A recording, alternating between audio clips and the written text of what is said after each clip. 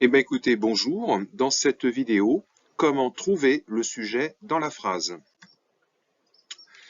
Qui dit verbe dit quelque chose qui agit. Il y a un acteur, et cet acteur, c'est le sujet.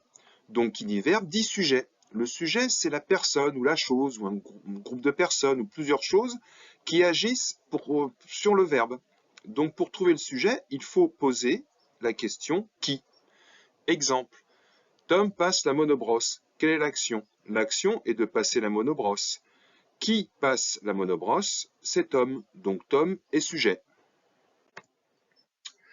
Il y a plusieurs types de sujets, plusieurs familles de sujets. Le sujet peut être un groupe nominal. Exemple, l'agent de propreté utilise une monobrosse. Qui utilise une monobrosse? L'agent de propreté. Là, il s'agit d'un groupe, vous voyez, de noms. Le sujet peut être un nom propre. Exemple, Tom fait de la vitrerie. Qui fait de la vitrerie? C'est Tom. Tom est un nom propre. Je vous rappelle que les noms propres désignent des personnes. Ça peut être des noms comme des noms, je veux dire, de famille, des noms de ville, etc.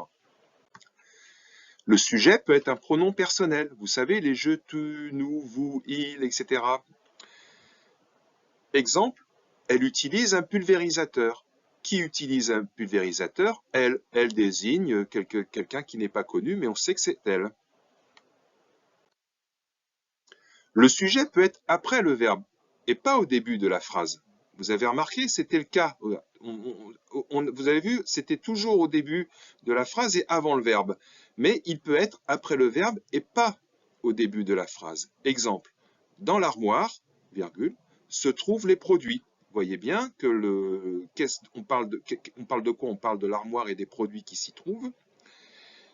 Qu'est-ce qui se trouve dans l'armoire? Ce sont les produits. Donc, voyez bien que le sujet est à la fin.